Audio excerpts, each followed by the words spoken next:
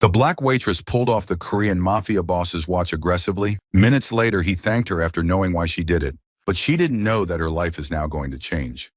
The morning fog rolled thick over Portland's Willamette River, turning the waterfront into something ghostly and surreal.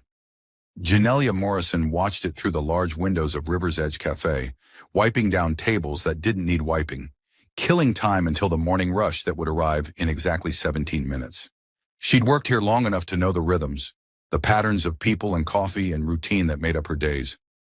26 years old, degree in business management from Portland State that had promised so much and delivered so little. The cafe job was supposed to be temporary. That was 4 years ago. Now it was just what she did, who she was. The girl who brought coffee and forced smiles and pretended she was okay with how small her life had become. "Jen, you're doing that thing again," called Jasmine from behind the espresso machine. Her co-worker and closest friend in Portland, the one person who saw through Janelia's carefully constructed facade of contentment. "What thing?" "The staring out the window like you're in a sad movie thing. What's going on in that head?" Janelia forced a smile. "Nothing. Just tired. Didn't sleep great." "Liar. You've had that look for weeks now. Ever since—" Jasmine's eyes widened slightly, voice dropping. "Ever since he started coming here." She didn't need to specify who he was. There was only one person Jasmine could mean. Baek Sung walked into the cafe at exactly 8:15 a.m., same as he had every Tuesday and Thursday for the past 2 months. 28 years old, Korean, devastatingly handsome in a way that made Janelia's breath catch, despite her best efforts not to notice. He wore expensive suits, today's was charcoal gray, perfectly tailored, and moved with the quiet confidence of someone who expected the world to arrange itself around him. And it did. Other customers instinctively made space. The cafe's usual noise level dropped slightly when he entered. Even Jasmine, who feared nothing and no one, became more careful with her movements when he was present. Because Baek Sung wasn't just another well-dressed businessman, Janelia had figured that out within the first week. It was the small things that gave him away. The two men who always accompanied him, one who sat by the door, one by the window, both watching everything with professional alertness. The way other Korean customers nodded to him with deep respect that bordered on fear. The expensive watch on his wrist that probably cost more than Janelia's yearly salary. The thin scar along his jawline that spoke of violence survived. And the conversations. Always in Korean, always quiet. But Janelia had picked up enough from her Korean language class in college, taken on a whim, dropped when money got tight, to catch fragments. Words like territory and shipment and problem that suggested business conducted in shadows. Baek Sung was dangerous, connected, probably involved in organized crime, though Janelia had no proof beyond instinct and overheard fragments and the way people treated him like someone not to be crossed. She should have been afraid, should have requested not to serve his table, should have kept her distance. Instead, she found herself fascinated. "Good morning, Mr. Baek," Janelia said, approaching his usual corner table with coffee pot in hand and professional smile firmly in place. After 2 months, they'd settled into a comfortable routine. Polite greetings, his order, Americano, black, no sugar, minimal conversation. "Miss Morrison," he replied, and the way he pronounced her name, careful, precise, like he'd practiced, made something flutter in her chest. "Good morning. You look tired today. Are you well?" The observation caught her off guard. "I'm fine. Just didn't sleep great. Can I get your usual? Please." And he hesitated, something unusual flickering across his usually controlled expression. "Perhaps some of those pastries? The cinnamon ones you recommended last week. They were excellent." Warmth bloomed in Janelia's chest. He'd remembered, had tried them, had come back to tell her they were good. Such a small thing, but it felt significant in a way she couldn't quite articulate. "Coming right up." She returned to the counter, hyper-aware of his presence even with her back turned. This was getting ridiculous. She was developing a crush on a man who was almost certainly a criminal, who she'd never had a real conversation with, who existed in a world completely separate from hers. "You're blushing," Jasmine observed quietly. "Jen, seriously, you need to be careful." That man is not someone to get involved with. I'm not getting involved with anyone. I'm serving coffee. That's literally my job. Yeah, but you're not serving coffee to the construction worker at table 4 with hard eyes. You're... I don't have hard eyes, Janelia hissed, but she could feel her cheeks heating. And even if I did, nothing's going to happen. We're from completely different worlds. He probably doesn't even see me as anything except the waitress who brings his coffee. But sometimes when Janelia brought his order, she'd catch him watching her with an intensity that suggested otherwise. Like now, she turned with his Americano and pastries and found his dark eyes already on her, tracking her movement with focus that made her pulse quicken. "Thank you," Baek Sung said as she set everything down. His fingers brushed hers briefly during the exchange. Probably accidental, but the contact sent electricity up her arm. "You're very kind."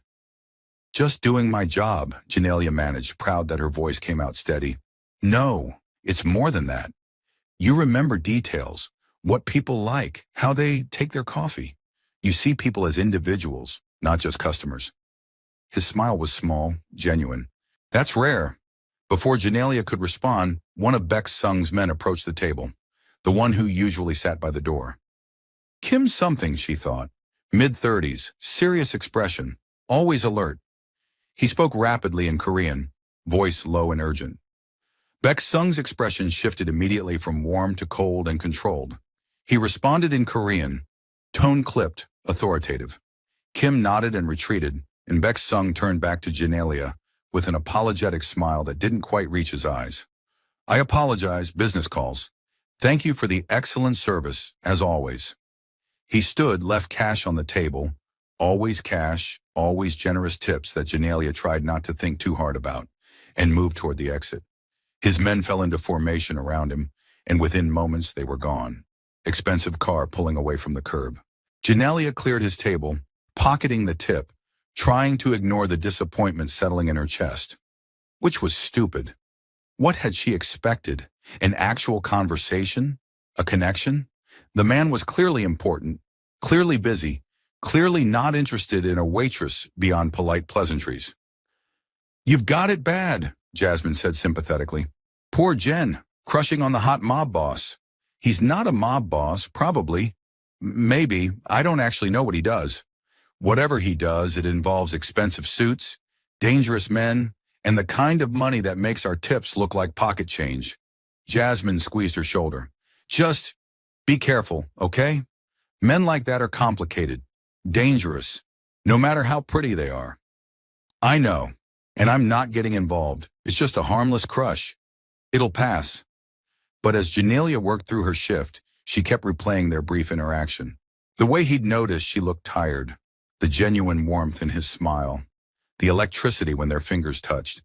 It wasn't going to pass, not anytime soon. Thursday arrived cold and rainy, typical November weather in Portland. Janelia showed up to work early, told herself it had nothing to do with knowing Baek Sung would be there at 8:15, and tried to focus on prep work instead of watching the door. He arrived exactly on time, but something was different today. His usual 2 companions were there, but there was a third man, younger, nervous energy, someone Janelia hadn't seen before. They settled at the corner table, and the new man's body language screamed anxiety.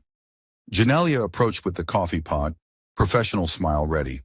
"Good morning, Mr. Beck. Your usual?" "Yes, please. And..." He glanced at the nervous man. "3 cups today." As Janelia poured, she noticed details.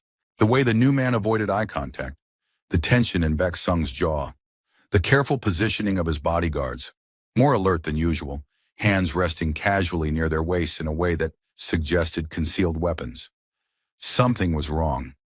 Janelia retreated to the counter, but found herself watching the table with growing unease. The new man was talking rapidly in Korean, hands gesturing.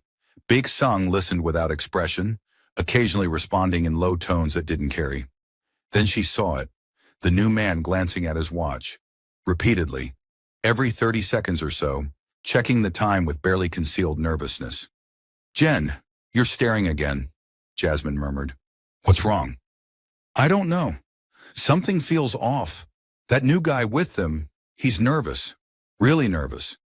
Maybe he works for Mr. Beck. Maybe he's in trouble. Either way, not our business." Jasmine was right.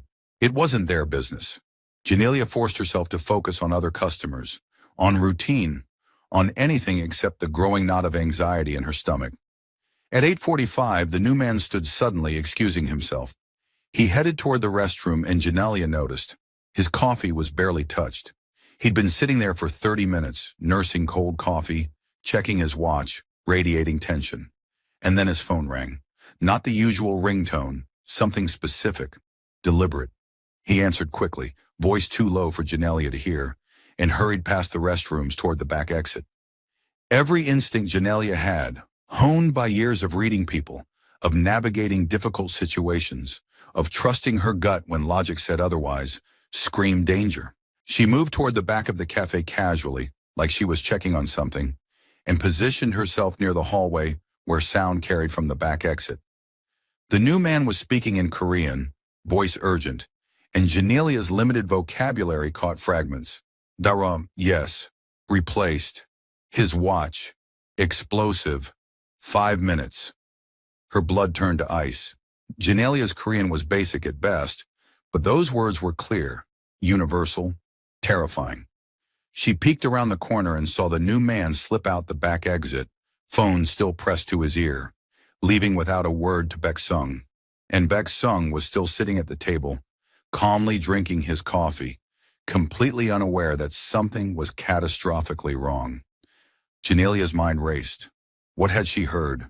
Replaced his watch. Explosive. 5 minutes. But that couldn't be right. That would mean... She looked at Baek Sung's wrist, at the expensive watch gleaming in the cafe's light. And suddenly everything clicked into terrible clarity. The nervous new man, the constant watch checking, the rapid exit immediately after making a phone call, the words replaced in explosive in 5 minutes. Someone had switched Baek Sung's watch with an identical one, a watch with a bomb in it, set to explode in. Janelia glanced at the wall clock. 4 minutes? 3? She didn't think, didn't calculate risk or consequences or the very real possibility that she'd misheard or misunderstood. She just moved. Janelia sprinted across the cafe, ignoring Jasmine's startled call, ignoring the customers turning to stare, focused solely on Baek Sung, who was looking up at her approach with confused surprise. What? She grabbed his wrist, fingers finding the watch clasp, pulling with desperate urgency. Take it off. You have to take it off right now. Miss Morrison, what are you... Baek Sung tried to pull back, confusion and alarm warring in his expression. Your watch! There's a bomb! Janelia's fingers fumbled with the clasp, adrenaline making her clumsy. That man, he replaced it. He said 5 minutes. Please, just let me. Understanding flashed across Baek Sung's face. He stopped resisting immediately, helping her with the clasp with quick, efficient movements. The watch came free, and Janelia didn't hesitate. She turned and ran. Out the front door, across the small plaza, toward the riverbank 20 yards away. Her lungs burned. Time felt elastic, too fast and too slow simultaneously. She reached the railing and threw the watch with everything she had, watched it arc through gray morning air and disappear into the Willamette's murky water. 2 seconds later, the river erupted. The explosion was muffled by water, but still massive. A column of spray shooting 20 feet into the air, the percussion rattling windows, sending shocked birds scattering into gray sky. Janelia stumbled back from the railing, ears ringing, heart hammering so hard she thought it might burst. Strong hands caught her shoulders, steadied her. Baek Sung, face pale but controlled, eyes blazing with intensity as he looked between her and the settling river. You saved my life, he said quietly, Korean accent thickening with emotion. Janelia, you saved my life. The use of her first name, the raw gratitude in his voice, the way he was looking at her like she was precious, it broke through Janelia's shock. She started shaking, delayed reaction hitting all at once. I heard him, she managed, voice unsteady. The man who was with you. He went to the back exit, made a phone call. I don't speak much Korean, but I heard replaced watch and explosive in 5 minutes. I hoped I was wrong, but I couldn't. I had to. You understood correctly. And you acted without hesitation. Baek Sung's hands moved from her shoulders to frame her face, thumbs brushing her cheekbones gently. You ran toward danger to save me. Janelia, do you understand what you just did? Probably something really stupid, she said, and laughed, high and slightly hysterical. Oh my God, there was a bomb. An actual bomb. I threw a bomb in the river. You saved my life, Baek Sung repeated more intensely this time. My driver, Kim Woo-jin. He's been with me for 3 years. I trusted him completely. His jaw clenched, fury and betrayal flashing across his face. This was an inside job. Someone got to him, paid him, or threatened him, or both. Made him switch my watch this morning during our security check.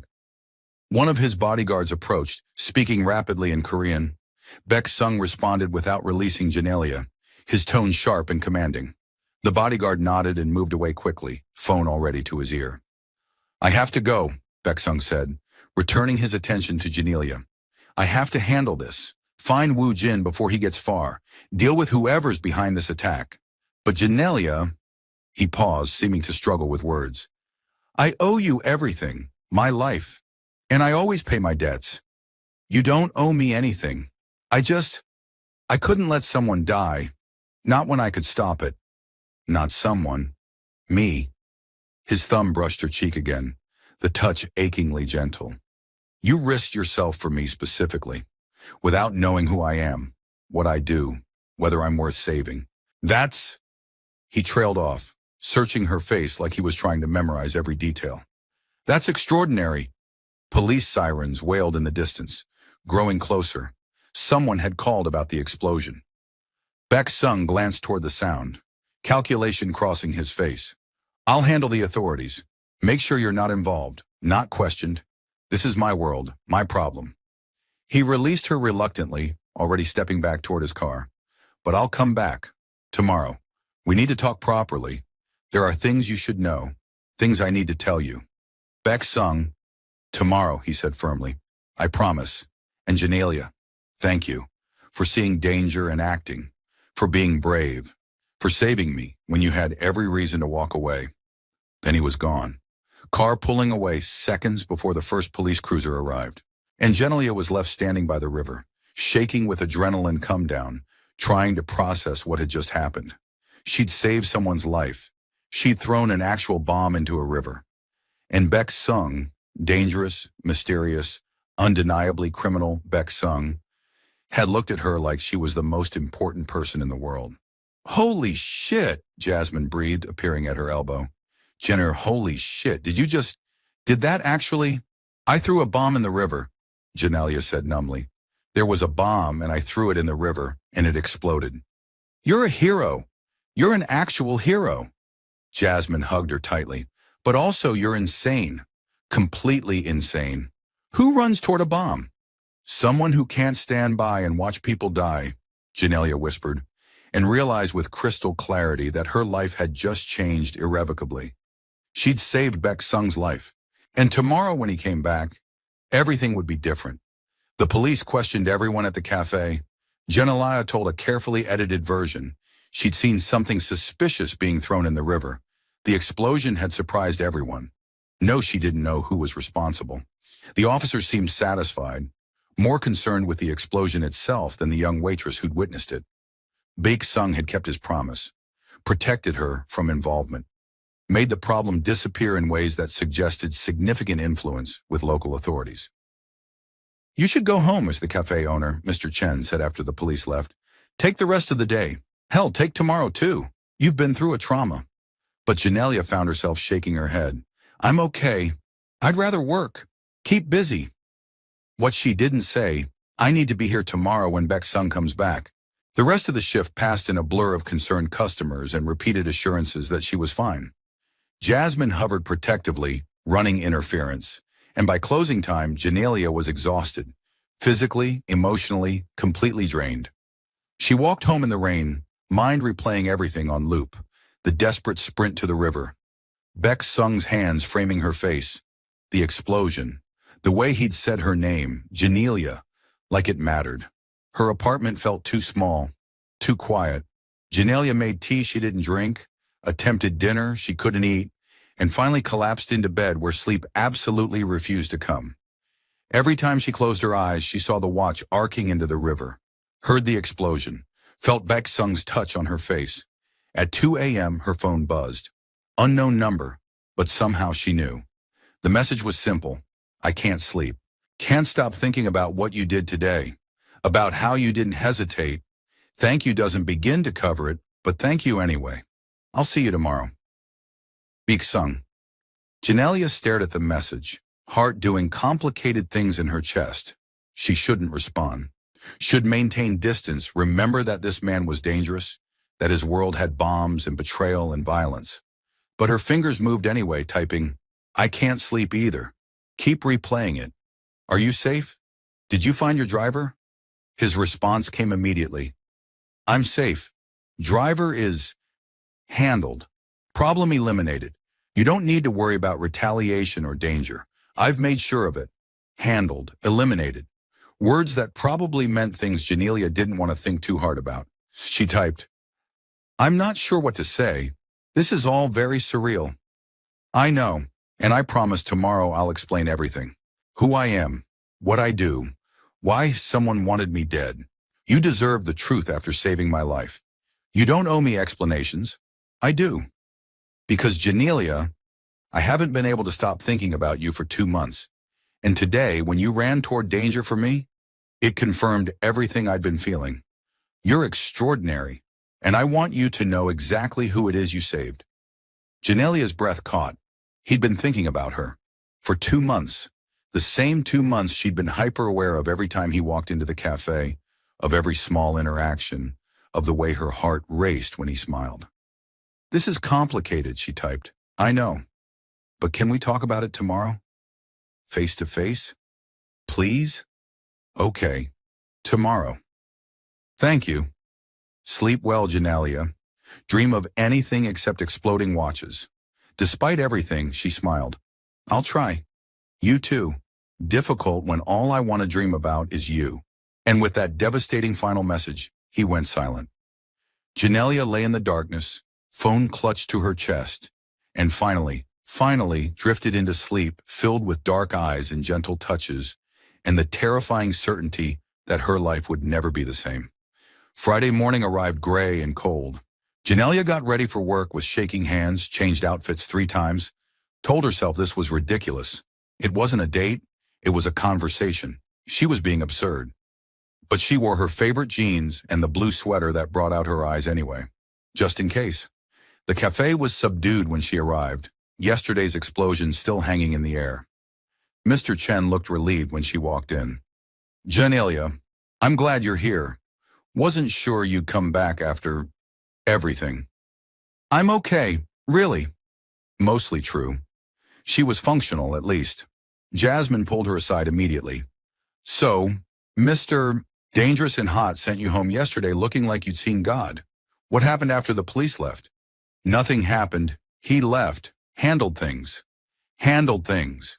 Jen, that man made a bomb investigation disappear in like an hour. That's not normal, handling things. Jasmine's expression was serious. Are you sure you want to get mixed up in whatever his world is? I don't know, but he's coming back today. To talk. To explain. And you're going to listen. I saved his life, Jazz. I think I at least deserve to know who I saved. Jasmine sighed. Just be careful. I've got a bad feeling about this. Good feelings too, but mostly bad. Complicated feelings. Me too. But I have to see where this goes. The morning crawled. Every time the door opened, Janelia's heart jumped. But it wasn't until 10 a.m., different from his usual time, throwing her off, that Baek Sung finally walked in. He was alone this time. No bodyguards, no driver, just him in dark jeans and a leather jacket that made him look younger, more approachable, somehow more dangerous. And the way he looked at Janelia when their eyes met, intense, searching, full of something that made her breath catch. He approached the counter directly instead of taking a table. Janelia, can we talk? Somewhere private? I'm working. Take your break, Mr. Chen called from the kitchen, making Janelia jump. Take an hour. You've earned it. So apparently everyone in the cafe knew about this situation. Great. Janelia grabbed her coat, trying to ignore Jasmine's meaningful look, and followed Baek Sung outside. He led her to the riverbank, scene of yesterday's explosion, now calm and peaceful like nothing had happened. I'm sorry for the dramatic location, Baek Sung said, staring at the water, but this feels appropriate. The place where you saved my life. You said you'd explain who you are. What's going on? I did. He turned to face her, fully, expression serious. My name is Baek Sung Min. I'm the head of the Baek family, Korean organized crime operation based in Portland. We control territory in the International District, run protection services, manage various legal and illegal enterprises. He said it so matter-of-factly, no hedging or euphemism, just brutal honesty. So you're the mob, Korean Mafia. Yes, I took over the family business 3 years ago when my father died. I've been trying to transition us toward more legitimate operations, but that takes time, and it makes enemies. People who prefer the old ways.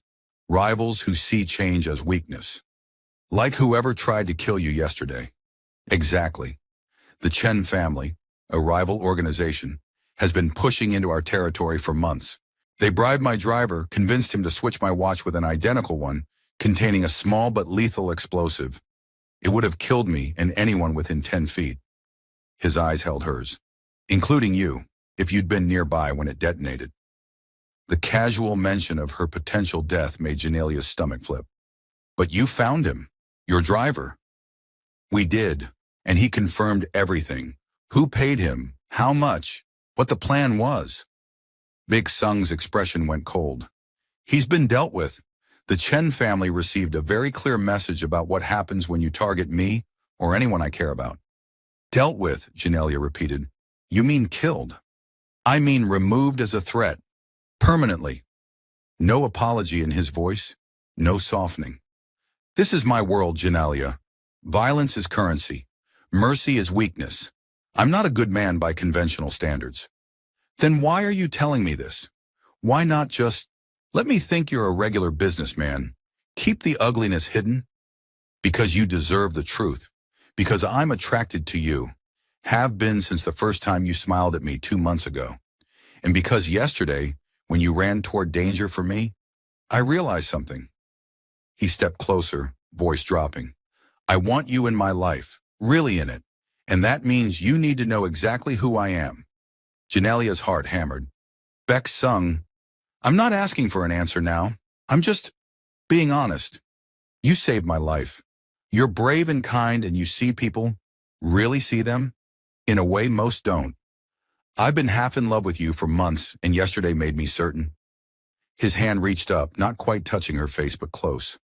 But my world is dangerous. Dating me means accepting that danger, that violence, that moral complexity. So I'm giving you the choice. Walk away now and I'll never bother you again. Or give me a chance. Let me take you to dinner, show you that I'm more than just the criminal. Let me prove that what I feel is real and worth the risk. This was insane. Janelia knew it was insane. This man had just admitted to murder, to running criminal operations, to living in a world of bombs and betrayal. But she also remembered his gentle touch yesterday. The way he'd noticed she looked tired. His genuine gratitude and vulnerability. The text messages at 2 a.m. admitting he couldn't stop thinking about her. One dinner, she heard herself say. You get one dinner to convince me this isn't the worst idea I've ever had. Baek Sung's smile was brilliant, transforming his entire face. One dinner, I'll make it count.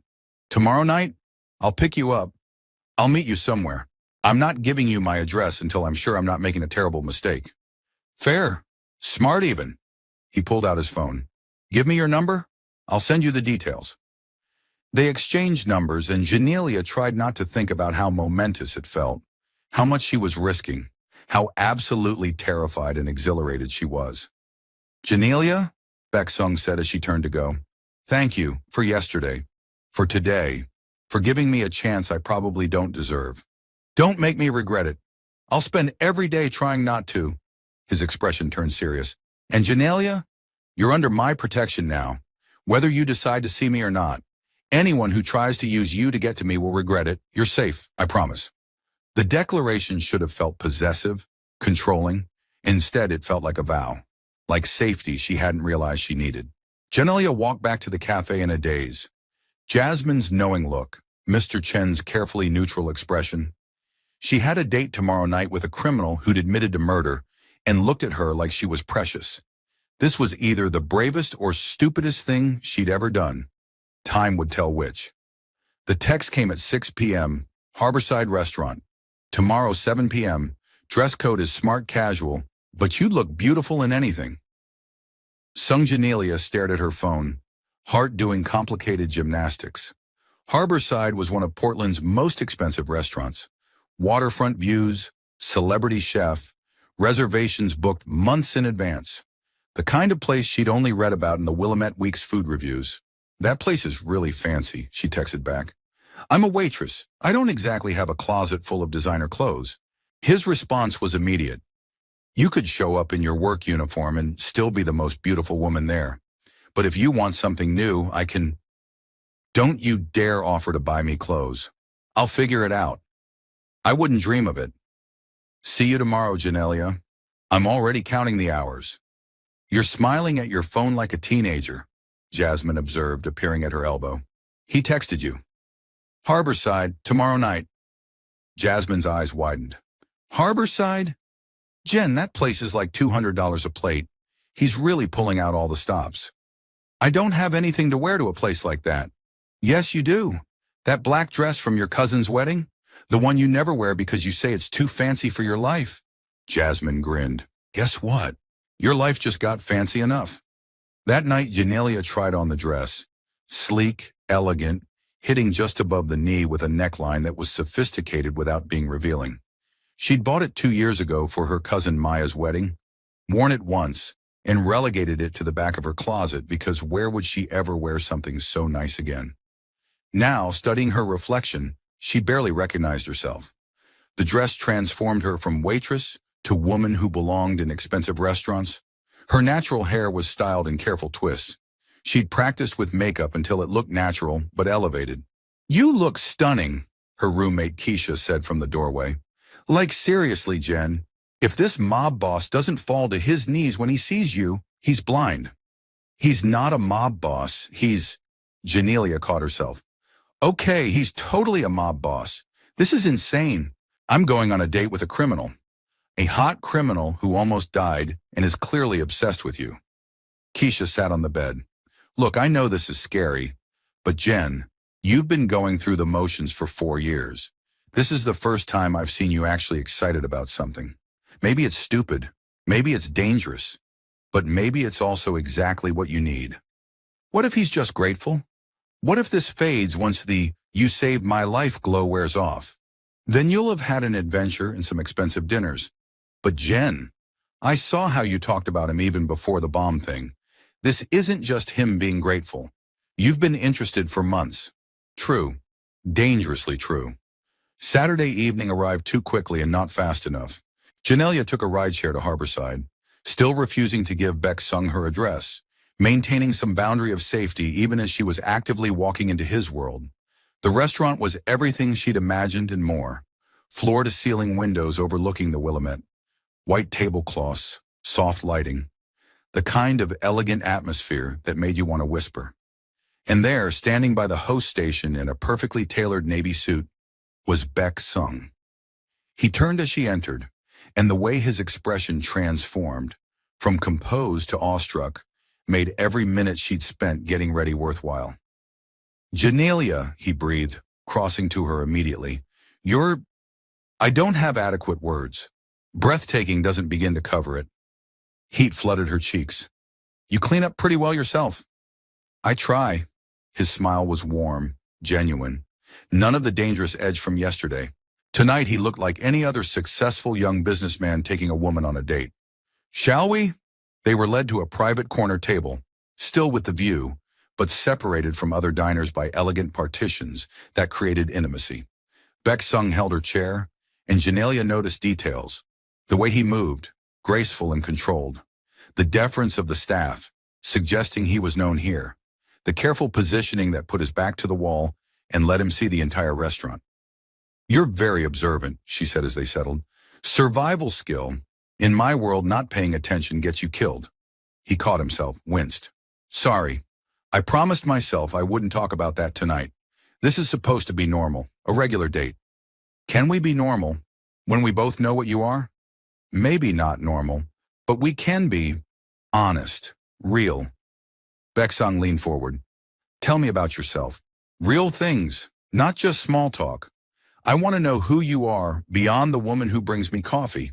So Janelia talked about growing up in Atlanta, her close-knit family, moving to Portland for college, and staying because she'd fallen in love with the city. About her business degree and the dream she'd had of opening her own cafe someday. A community space, not just a business, somewhere people felt welcome. "Why haven't you?" Baek-sung asked. "Opened your own place?" "Money. Startup costs are insane and I'm still drowning in student loans. Plus it's scary. What if I fail? What if I put everything into it and it doesn't work? What if it does work? What if you build something amazing? You sound like my mother. She's always telling me to take risks, stop playing it safe."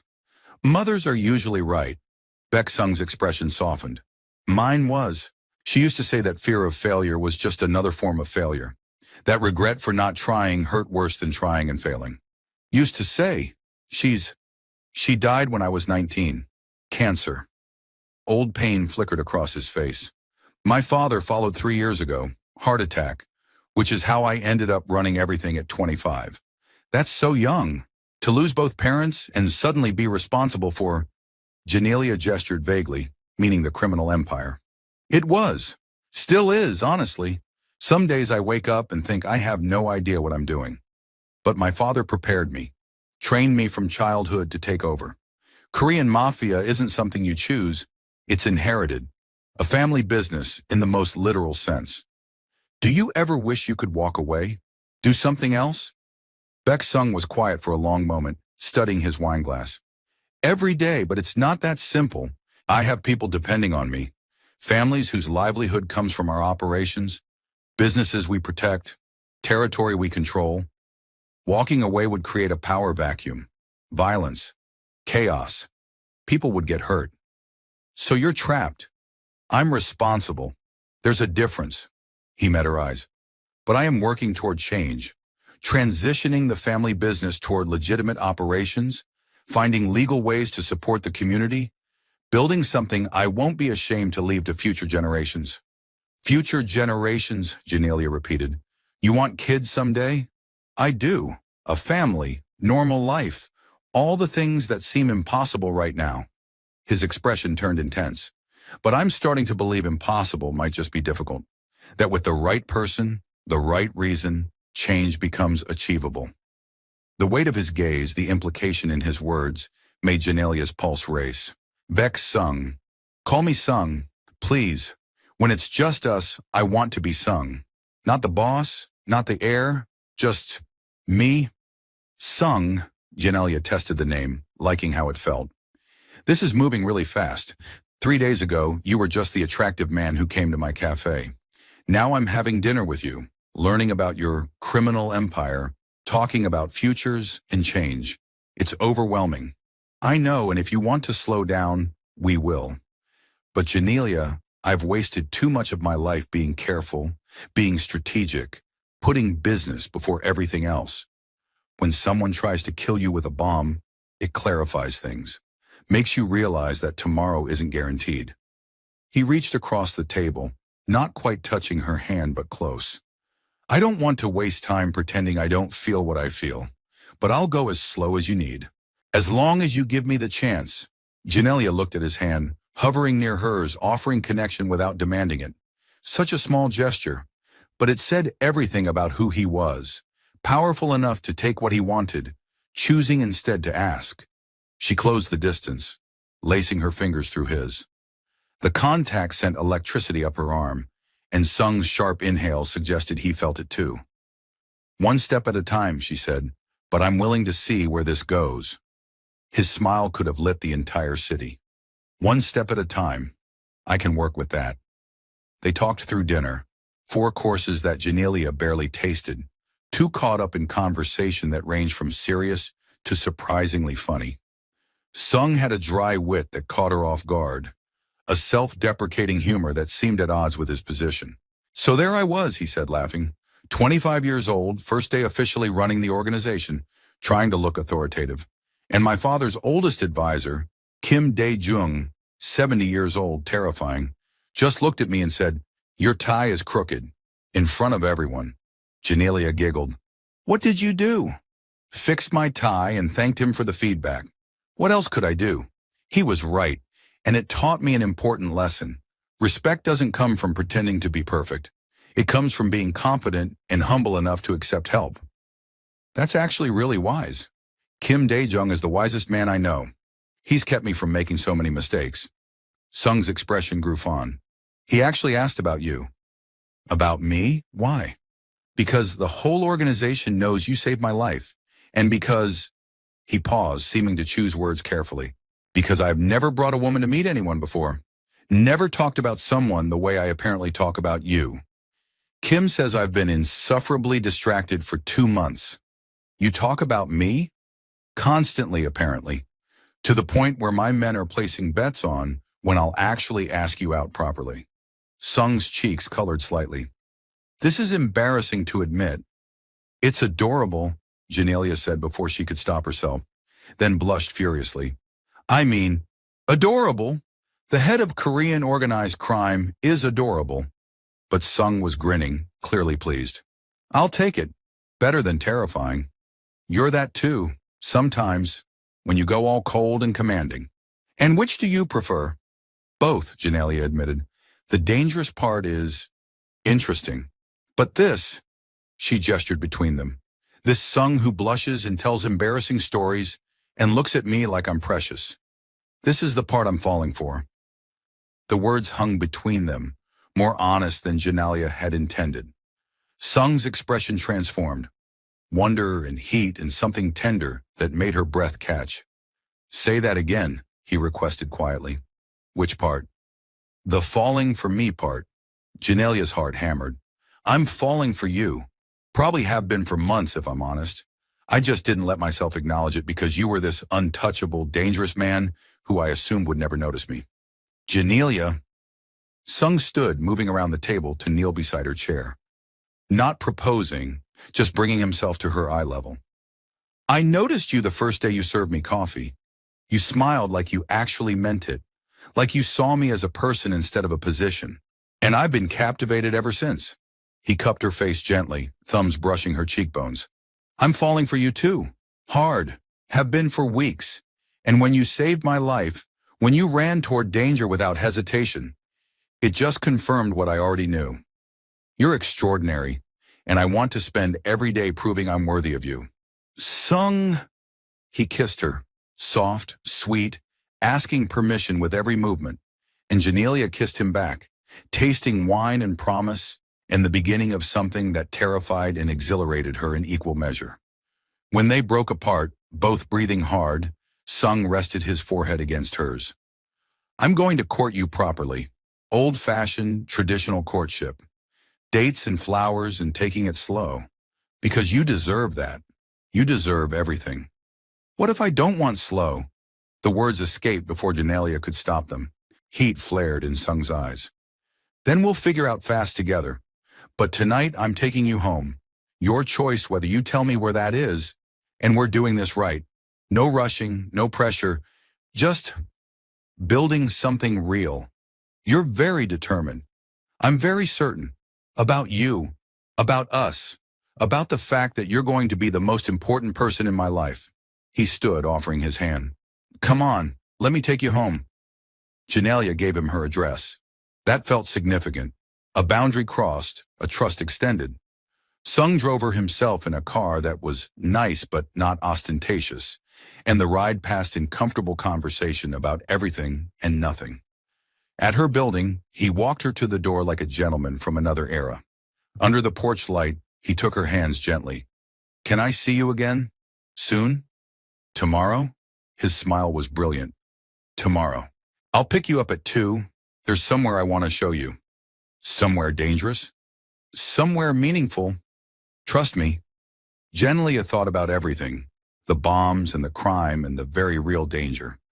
Then thought about his gentle touch, his honest vulnerability, the way he looked at her like she mattered. I trust you. Tomorrow at 2. Sung kissed her forehead gently. Thank you. For tonight. For giving this a chance. For being exactly who you are. Thank you for seeing me. Really seeing me. Always get some sleep, Genelia. Dream of good things. You too, Sung. She watched him drive away, then floated up to her apartment, where Keisha was waiting with eager questions and knowing smiles. And that night, for the first time in years, Genelia dreamed of futures that seemed possible instead of impossible. Sunday afternoon, Sung picked her up in casual clothes, jeans, leather jacket, looking more relaxed than she'd ever seen him. Where are we going? Genelia asked as they drove out of the city. My mother's grave. I visit every Sunday. He glanced at her, slightly nervous. I want you to meet her. In a way. The cemetery was peaceful, rolling hills with old trees and careful landscaping. Sung led her to a plot with an elegant headstone, Korean characters alongside English. Park Yoon-ju, beloved mother and wife, 1965-2014. Hi, Mom, Sung said quietly, kneeling to place fresh flowers. I brought someone special to meet you. Genelia, she's... He paused, emotion thickening his voice. She's everything you always hoped I'd find. Brave and kind and doesn't take any of my nonsense. Genelia knelt beside him, oddly touched by this intimacy. Your mother would be proud of you. The way you're trying to change things, make the business better. I hope so. She hated the violence. Used to beg my father to find another way. Sung traced his mother's name on the headstone. She died believing I'd be trapped in this life forever. I want to prove her wrong. Want to build something she'd actually be proud of. Tell me about her. And Sung did. For the next hour, sitting by his mother's grave, he shared stories. Her laugh, her cooking, her fierce protection of her family, her volunteer work helping immigrant families navigate American systems. Genelia watched him transform, the dangerous boss becoming a grieving son who clearly still missed his mother desperately. She would have loved you, Sung said finally. Would have pulled you into the kitchen, fed you too much, demanded to know all your secrets. He smiled through obvious tears. And she would have been so happy that someone finally saw me as more than just the heir to a criminal empire. Genelia took his hand, laced their fingers together. Thank you for bringing me here, for sharing this with me. Thank you for understanding why it matters. He stood, pulling her up with him. Come on, one more stop.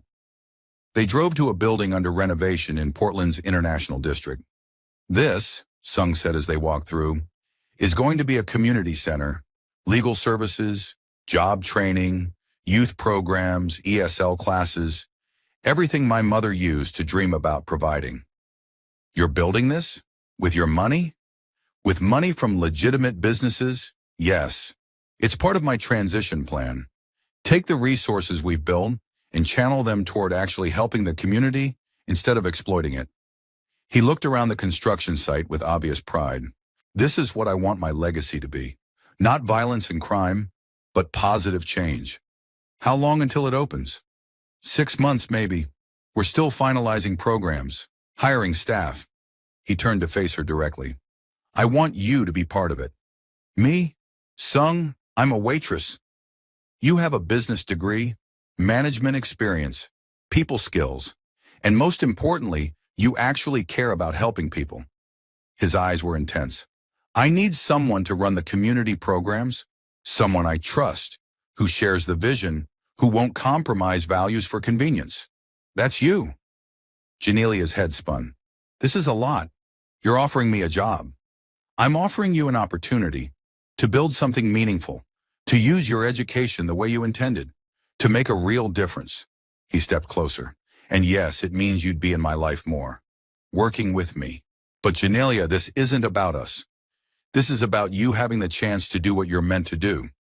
I need time to think about it. Of course, no pressure. The offer stands regardless of what happens between us personally. But his eyes held hope that suggested he very much wanted both, her professionally and personally. Over the next 3 weeks, they fell into a pattern. Sung took her to dinners, museums, late-night walks along the river. Always perfect gentleman, never pushing for more than she was ready for, but making his interest abundantly clear. And slowly, Janelia felt her walls coming down.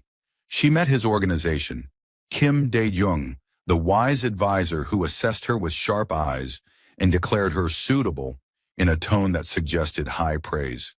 His security team, who treated her with careful respect. Even his younger sister Ji-won, visiting from Seoul, who took one look at Janelia and said, "Finally someone who can handle Appa." And Janelia introduced him to her world, Jasmine and Keisha, who were initially suspicious but warmed when they saw how Sung looked at their friend. Her parents, via video call to Atlanta, who were concerned but couldn't deny the happiness in their daughter's voice. Her cafe family, who already knew him, but saw him differently now, as Janelia's boyfriend rather than just the mysterious customer, because that's what he'd become. Officially, after the third date, when Sung had asked if he could call her his girlfriend, and Janelia had said yes while her heart did somersaults.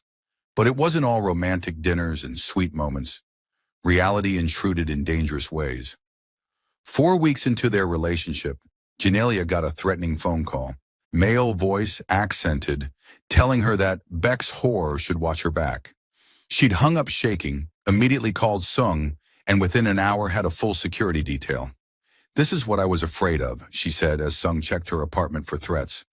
"That your enemies would come after me to get to you." "They will, they are." Sung's jaw was tight with controlled fury. "Which is why you're moving. Tonight. Either to a secure apartment I own or," he hesitated, "you could stay with me, at my place, where I can personally ensure your safety." "Move in with you?" "Sung, we've been dating a month. I know it's fast. I know it's not ideal. But Janelia, I can't risk you. Can't sleep knowing you're vulnerable here." He took her hands. "Not as my girlfriend. As someone I'm falling in love with. Please, let me protect you." Falling in love. He'd said it.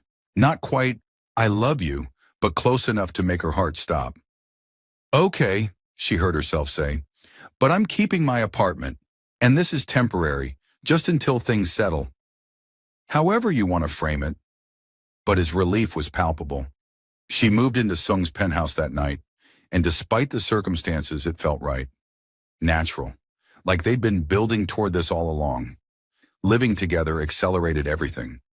Janelia saw Sung in the morning, hair mussed, making coffee in pajama pants that humanized him completely. Saw him handle crisis calls with cold efficiency, then turned to her with warmth that was reserved only for her. Saw the man behind the boss, vulnerable, trying so hard to be worthy, carrying the weight of the world but lighter when she was around. 2 months in, over breakfast, Sung said, "I'm stepping back from the family business." Janelia nearly choked on her coffee. "What?" "Not immediately. It'll take a year, maybe 2, but I'm transitioning leadership to Kim Dae-jung's son. He's been my second for years, ready to take over. I'll maintain advisory role, help with legitimate operations. But the criminal side?" He shook his head. "I'm done. I want a different life." "Sung, you don't have to do this for me. I'm doing it for us. For the future I want with you. For the family I hope we'll have someday." He took her hand across the table. "I've been planning this for months, but meeting you made it urgent. Made me realize that the life I want, the one with you in it, isn't compatible with running a criminal organization." Tears burned Janelia's eyes. "You're really doing this. Walking away." "I'm walking towards something better. Toward you, toward the community center, and legitimate business, and maybe someday kids who don't inherit a criminal empire." His thumb brushed her knuckles. "If you'll have me for that future." "Are you asking what I think you're asking?" "Not yet. When I propose, and I will propose, make no mistake, it'll be properly. Ring, speech, the whole thing. But I'm asking if you can see that future. With me. Despite where I've been and what I've done." Janelia looked at this man who'd been dangerous and was choosing to be different, who loved her enough to change his entire life, who made her believe in possibilities she'd stopped dreaming about. "I can see it," she said. "I want it, all of it, with you." The proposal came 6 months later, at the community center's grand opening. Janelia had taken the job, community programs director, and poured her heart into making it amazing.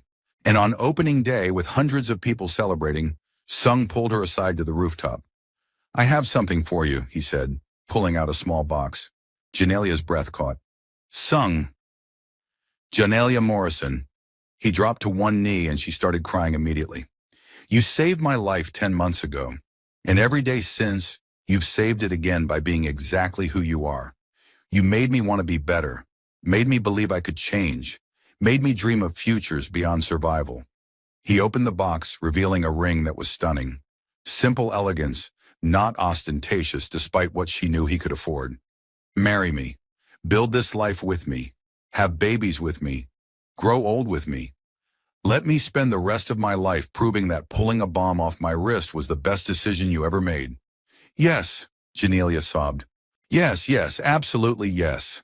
He slipped the ring on her finger, stood, kissed her like she was oxygen, and Portland's skyline sparkled around them like the universe was celebrating too. They married 6 months later in a ceremony that blended Korean and African American traditions beautifully. Sung's organization attended in force, looking uncomfortable in formal wear, but genuine in their happiness. Janelia's family flew in from Atlanta, her mother crying through the entire ceremony, her father grudgingly admitting that, "The boy seems to genuinely love you." "He does," Janelia had assured them. "More than I thought possible." The wedding was beautiful, but Janelia's favorite moment was after. Just her and Sung in the car, driving away from the reception, married and hopeful and completely in love. "We did it," Sung said, lacing his fingers through hers. "You're officially stuck with me now. Best decision I ever made. After throwing that watch in the river, obviously." He laughed, pulled her close. "My wife, my extraordinary, brave, perfect wife. Your wife who's going to hold you to that stepping back from crime promise." "Already done. Handed off leadership last month, remember? I'm officially retired from the family business. Just a boring community center director and real estate investor now."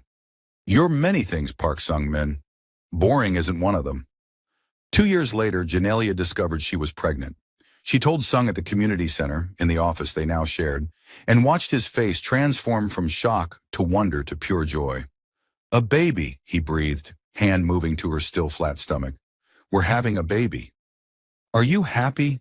I know we said we'd wait." "Happy doesn't begin to cover it." He pulled her into his arms.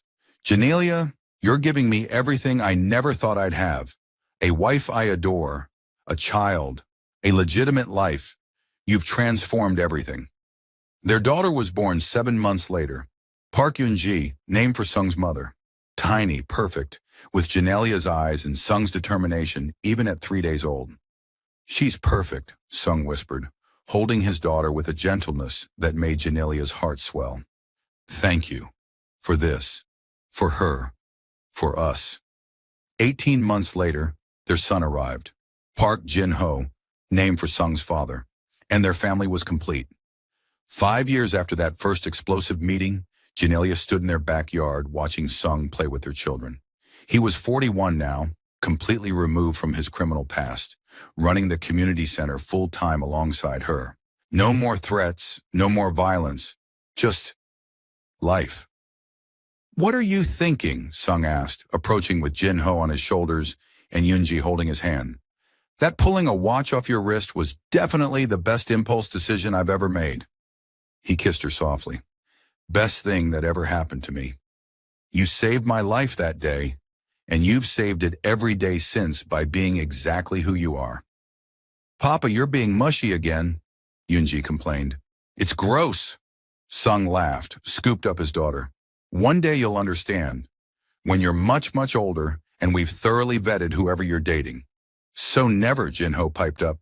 "You said you'd never think anyone was good enough for Nuna." "Smart boy." Sung kissed his son's head. "No one is good enough, except maybe someone who saves her from a bomb. That might earn approval." Janelia laughed, watching her family, this impossible, beautiful family built from a moment of crazy courage and a watch thrown into a river. "I love you," she said. "All of you. This life. Everything we built." "I love you more," Sung replied. "My extraordinary wife who saw danger and ran toward it, who saved my life and then made it worth living." Their children groaned at the continued mushiness, But Janelia and Sung just laughed, caught up in the miracle of ordinary moments made precious by how easily they could have never happened. Because sometimes life changes in seconds. A watch replaced, a bomb planted, a waitress who heard danger and acted. And sometimes those seconds lead to decades of love and laughter and the most beautiful ordinary life imaginable. Janelia had saved Sung's life 10 years ago. But the truth was, he'd saved hers too. Reminded her that she was brave, capable, extraordinary. That love was real and worth fighting for. That futures could be built from the most unlikely beginnings. As they headed inside for dinner, their noisy, chaotic, perfect family, Janelia caught sight of the photo on the mantel. The watch recovered from the river months after the explosion, encased in glass with a plaque. The moment that changed everything. Still the most dramatic meet-cute ever, Keisha had said when they'd put it up. Definitely the most explosive, Jasmine had agreed. But Janelia preferred to think of it as the beginning, the moment when she'd been brave enough to trust her instincts and everything good in her life had followed. Later that night, after the children were asleep, Sung pulled her close on the couch. "Do you ever regret it? Taking the risk on me? All the danger and complications?" "Never. Not once."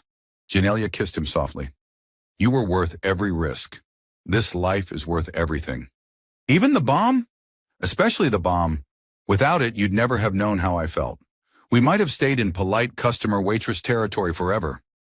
I'd have found a way, eventually. Probably would have just asked you out directly instead of dying first, but..."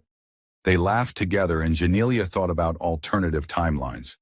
Versions where she hadn't heard that phone call, where Sung had died, where they'd never found each other. Those versions felt hollow, impossible, wrong.